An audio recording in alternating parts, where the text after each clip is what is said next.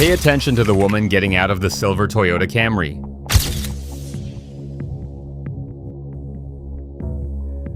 Her name is Veronica Palmer. She's 31 years old, a pharmaceutical sales representative for a company based in Charlotte, North Carolina. It's Thursday, April 18th, 2024 at 6:42 p.m. She's returning home after a long day of client visits across the Research Triangle. The Ring doorbell camera mounted beside her front door captures everything. Her car pulling into the driveway, her gathering laptop bag and purse from the passenger seat, her walking toward the entrance of her townhouse in the Brier Creek development. She looks tired, but content. A normal Thursday evening. Now pay attention to the man who exits the passenger side of her vehicle. He wasn't visible when she pulled in.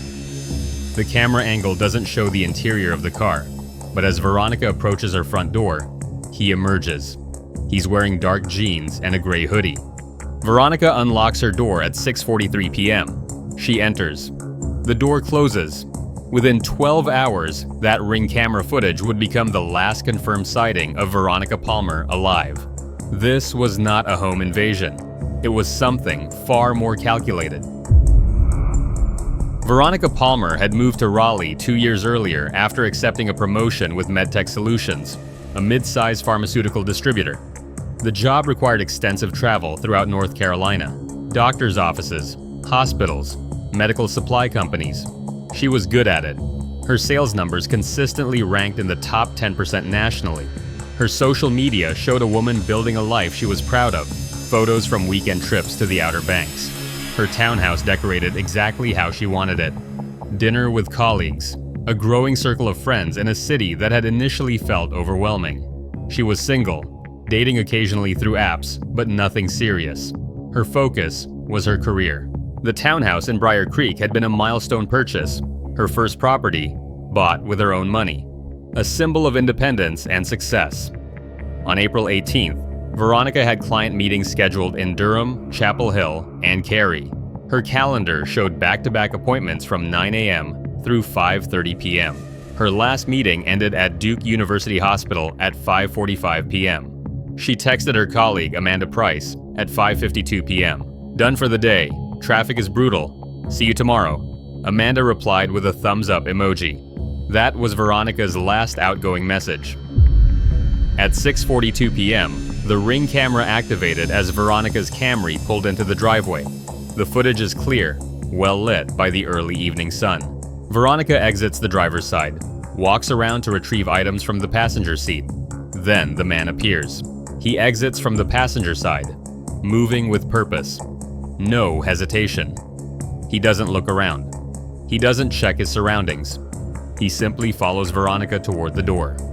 The camera captures his face for exactly 4 seconds as he passes directly in front of it. Baseball cap. Partial view of features. Enough for identification if you knew who you were looking for. Veronica unlocks the door. She doesn't appear alarmed. She doesn't turn to look at the man behind her. The door closes. The Ring camera returns to standby mode. No one exits that townhouse for the next 14 hours. At 8:15 p.m., Amanda Price called Veronica. It went to voicemail. Amanda didn't think much of it. Veronica often turned her phone off after work to decompress. At 9:30 p.m., Veronica's mother, Patricia Palmer, called from her home in Greensboro. Also voicemail. Patricia left a message about Easter Sunday plans. At 11 p.m., Veronica's phone stopped sending location data. The last ping was from a cell tower near her townhouse. Friday, April 19th, came and went. Veronica didn't show up for work. She missed 3 client appointments. Her phone remained off. Her car sat in the driveway, undisturbed. Amanda called repeatedly. So did Patricia. By Friday evening, both women knew something was catastrophically wrong. Veronica never missed work, never went silent for an entire day. At 7:30 p.m. on Friday, Patricia Palmer called Raleigh police and requested a wellness check. Officers arrived at Veronica's townhouse at 8:15 p.m. on April 19th. The Camry was in the driveway. Lights were off inside. No one answered the door. Officers checked the Ring camera footage. They saw Veronica arriving home the previous evening. They saw the man entering. They knocked again. Nothing. At 8:40 p.m., with Patricia Palmer's authorization as next of kin, officers entered through the garage service door using a locksmith. The townhouse was silent. No signs of struggle in the entryway or living room. Kitchen appeared normal. Veronica's laptop bag sat on the counter, work materials undisturbed. They moved upstairs. 2 bedrooms, both doors closed. They opened the master bedroom door. Veronica Palmer was on the bed, unresponsive. Her skin was pale and cold, ligature marks around her neck. No obvious defensive wounds. The room was otherwise undisturbed. No ransacking, no evidence of a fight. The medical examiner would later determine she'd been dead for approximately 24 hours. Time of death, sometime between 7 p.m. and 9 p.m. on Thursday, April 18th. Less than 2 hours after she'd walked through her front door. Detective Aisha Williams was assigned to the case immediately. She'd worked homicide in Raleigh for 8 years, specialized in domestic violence cases. But Veronica Palmer had no known boyfriend, no restraining orders, no history of stalking or harassment. The ring camera footage was the only lead.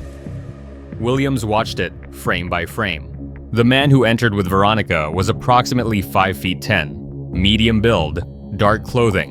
The 4-second facial capture was partially obscured by the baseball cap, but enough features were visible for facial recognition software. At 11:30 p.m. on April 19th, the image was run through North Carolina's database. No immediate match. Williams expanded the search. By 2 a.m., facial recognition returned a possible match. Darius St. John, age 28, Haitian immigrant, resided in Durham. He had a prior arrest from 2021. Assault charge, later dismissed. DMV photo showed a strong resemblance to the man in the ring footage. Williams dispatched units to St. John's last known address, an apartment complex off Highway 55 in Durham. At 3:15 a.m., officers knocked on the door of Unit 2C. No answer. The apartment manager confirmed Darius St. John was the leaseholder. Rent paid through May. At 4:30 a.m., with an emergency search warrant, officers entered the apartment. It was empty, not just vacant, stripped. No furniture, no personal items, closets bare, bathroom cleaned out. The only thing remaining was a thin layer of dust and the faint smell of bleach. Darius St. John was gone. The investigation moved quickly. Williams obtained St. John's employment records. He'd worked as a medical equipment technician for Triangle Med Supply, the same distributor that supplied several hospitals on Veronica Palmer's sales route. They'd crossed paths professionally, multiple times. Phone records showed St. John had called Veronica's work line 3 times in March 2024, always during business hours. The calls were brief, less than 5 minutes each. Veronica had logged them as routine follow-up calls about equipment orders. But there was more. Veronica's calendar showed a lunch meeting on March 28th at a restaurant in Durham. The notation read, D. St. John, Med Supply, Equipment Consult. The meeting had lasted 45 minutes. Amanda Price remembered it. Veronica had mentioned meeting a technician to discuss a large order for Duke Hospital. She hadn't mentioned anything unusual about the interaction. But St. John had clearly read it differently. Williams pulled surveillance footage from the restaurant where they'd met. The video showed Veronica and St. John at a corner table. The conversation appeared professional. Veronica took notes on a tablet. St. John gestured toward product brochures spread across the table. But toward the end of the meal, St. John's body language shifted. He leaned in. He smiled more. He reached across the table briefly, gesturing toward Veronica's hand. She pulled back, polite, but clear. The meeting ended. They left separately. What Veronica interpreted as professional courtesy, St. John had interpreted as interest. His phone records showed he texted her 3 times after that lunch. The messages were recovered from Veronica's deleted text source folder. Great meeting you today. Would love to continue the conversation over dinner. Haven't heard back. Hope I didn't misread things. I know you're busy. Just wanted to say I really enjoyed talking with you. Veronica had never responded. She'd deleted the messages and moved on. She hadn't reported them because they seemed more awkward than threatening. St. John had not moved on. The timeline became clear through digital forensics. After Veronica stopped responding, St. John had begun tracking her movements. Her work calendar was synced to her company email. St. Jean, through his work credentials, had limited access to the shared hospital scheduling system. He could see when Veronica had appointments, where she would be, when. On April 18th, he'd been waiting in the parking garage of Duke University Hospital. When Veronica returned to her car at 5:50 p.m., he approached. He claimed he needed to discuss an urgent equipment issue, a recall affecting products she'd sold. Could he ride with her to explain? It would take 10 minutes. Veronica had agreed. It was work-related. The man was a colleague, albeit one she barely knew. She had no reason to refuse. She had no way of knowing he'd planned this for weeks. Once inside her townhouse, St. Jean's demeanor changed. He became aggressive, confrontational. He demanded to know why she hadn't responded to his messages, why she'd ignored him. He'd taken her rejection as a personal insult, evidence that she thought she was better than him. Veronica tried to de-escalate. She explained she hadn't been interested romantically. She asked him to leave. She remained calm, trying to avoid triggering further anger. St. Jean didn't leave. Instead, he attacked. The medical examiner's report showed Veronica had been strangled manually first, then with a ligature, a power cord taken from her bedroom. She died from asphyxiation. The assault had occurred in the bedroom, suggesting St. Jean had forced her upstairs. There was no evidence of sexual assault. This wasn't about desire. It was about power and rejection. After killing Veronica, St. Jean had remained in the house for several hours. He cleaned. He wiped surfaces. He removed any trace evidence he could identify. At approximately 2 a.m. on April 19th, he exited through the back patio door, avoiding the Ring camera's field of view. He'd walked 3 blocks to where he'd parked his own vehicle earlier that day. By dawn, he was gone. The manhunt began immediately. Darius St. Jean's photo was distributed to law enforcement across the Southeast. His car, a 2017 Honda Civic, was flagged in NCYC databases. Border Patrol was notified, but St. Jean had planned his escape as carefully as the murder. His bank accounts had been emptied on April 17th, the day before Veronica's death. He'd withdrawn $8,000 in cash. His apartment had been cleared out over the previous week, items gradually removed, so neighbors wouldn't notice. He'd known he was going to kill her. He'd prepared for the aftermath. On April 21st, St. Jane's Honda was found abandoned in a long-term parking lot at Charlotte Douglas International Airport. Security footage showed him arriving at 4:30 a.m. on April 19th, leaving the car and boarding the airport shuttle. From there, the trail went cold. He didn't board any commercial flights, no credit card usage, no phone activity. Williams theorizes he'd purchased a bus ticket with cash or hitched a ride. He could be anywhere. The FBI joined the investigation on April 23rd. Darius St. Jean was added to their most wanted list for unlawful flight to avoid prosecution. Weeks turned to months. Tips came in from across the country. Sightings in Florida, Texas, California. All were investigated. None were confirmed. Patricia Palmer held a memorial service for Veronica on May 10, 2024. Over 200 people attended. Colleagues, friends, clients who'd worked with her. Amanda Price delivered the eulogy. She spoke about Veronica's drive, her kindness, her refusal to accept limitations. She was building a life, Amanda said. She should have had decades to live it. The service ended with a slideshow of photos. Veronica hiking in the mountains. Veronica at her college graduation. Veronica standing in front of her townhouse the day she bought it, holding the keys, grinning. That townhouse sat empty for months. Patricia couldn't bring herself to sell it. She hired a company to clean it, to remove everything. But the property remained unsold through the summer of 2024. It felt wrong to let someone else live where her daughter had died. On September 3rd, 2024, the break came from an unexpected source. A woman in Port-au-Prince, Haiti, contacted the FBI through their international tip line. She'd seen Darius St. Jean's photo on a Crime Stoppers website. She recognized him. He'd been living in her neighborhood since late April, using a different name, working odd jobs for cash. Haitian National Police coordinated with the FBI. On September 7th, officers located St. Jean in the Carrefour district, a densely populated area south of Port-au-Prince. He was renting a small room above a mechanic's shop, keeping to himself, avoiding attention. When police knocked, he didn't resist. He opened the door and surrendered immediately. Extradition proceedings began within days. St. Jean's Haitian attorney argued against extradition, claiming his client wouldn't receive a fair trial in the United States. The argument failed. St. Jean was a naturalized U.S. citizen. He'd committed murder on American soil.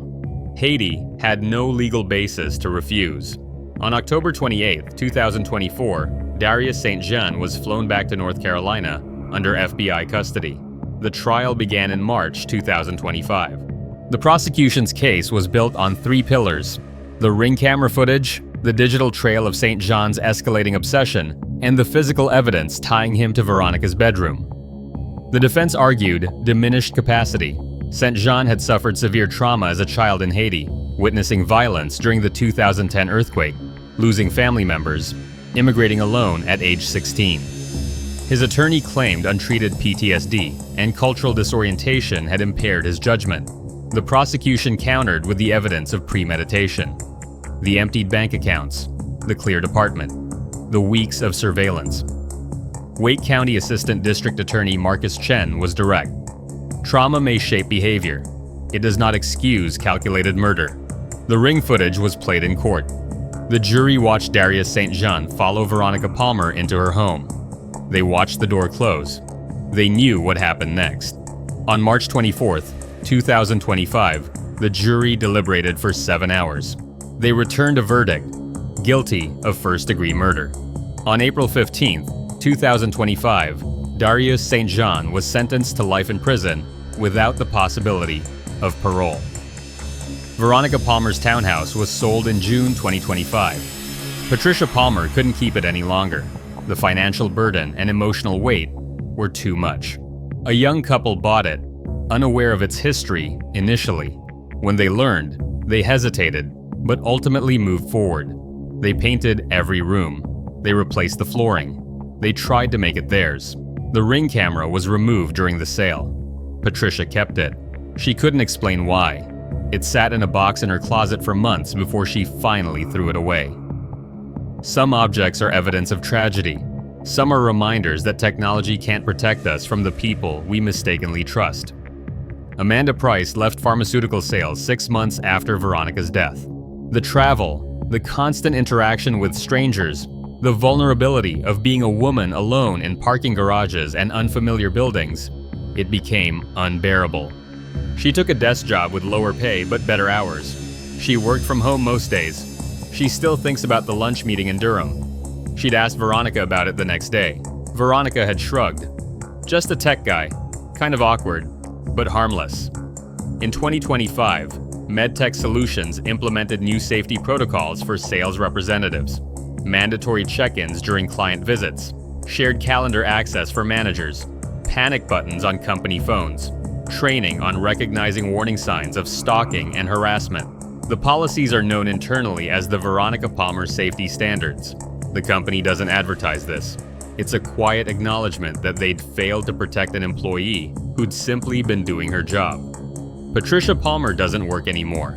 She retired early, unable to focus on anything except the absence of her daughter. She attends a grief support group in Greensboro every Thursday evening. She talks about Veronica, not about how she died, but about who she was. A young woman who'd worked hard, who'd earned her success, who'd been kind even when she didn't have to be. The other parents in the group understand. They've all lost children. The details differ, but the grief is universal. The ring camera footage has been used in training sessions for law enforcement across the country. It demonstrates the importance of home security systems in solving crimes. It shows how quickly a normal evening can turn deadly. It reminds officers that video evidence is only valuable if someone is looking for it. Detective Aisha Williams retired in early 2025. The Veronica Palmer case was one of her last. She'd solved it, yes. She'd gotten justice, yes. But the outcome still felt hollow. She did everything right, Williams told a reporter from the Raleigh News and Observer. She was polite but firm. She didn't respond to messages that made her uncomfortable. She moved on with her life. And it didn't matter. He killed her anyway. That's the part that haunts Williams most. Veronica Palmer followed all the advice society gives women. Be professional, set boundaries, don't be rude, avoid confrontation. None of it saved her. Darius St. Jean is incarcerated at Central Prison in Raleigh. He will die there. He has filed no appeals. He makes no statements to the press. When given the opportunity to address the court before sentencing, he declined. His silence is its own kind of violence. No explanation, no apology, no acknowledgement of what he took from the world when he killed Veronica Palmer. Patricia Palmer didn't attend the sentencing hearing. She couldn't bear to see him again. She'd sat through the entire trial, forcing herself to witness every detail, every piece of evidence, every photograph. But the sentencing, the formality of it, the predictability, felt unnecessary. Her daughter was dead. A man would spend his life in prison. None of it would bring Veronica back. On the first anniversary of Veronica's death, April 18th, 2025, Patricia planted a dogwood tree in her backyard in Greensboro. Veronica had loved dogwoods, the way they bloomed bright white in early spring against the still bare branches of other trees. Patricia waters it every week. She sits beneath it sometimes, when the weather is nice, and remembers her daughter. Not the Ring camera footage, not the trial, just Veronica, laughing, ambitious, alive. Veronica Palmer was 31 years old. She was building a life she'd worked hard for. She should have had decades ahead of her. She had 6 hours.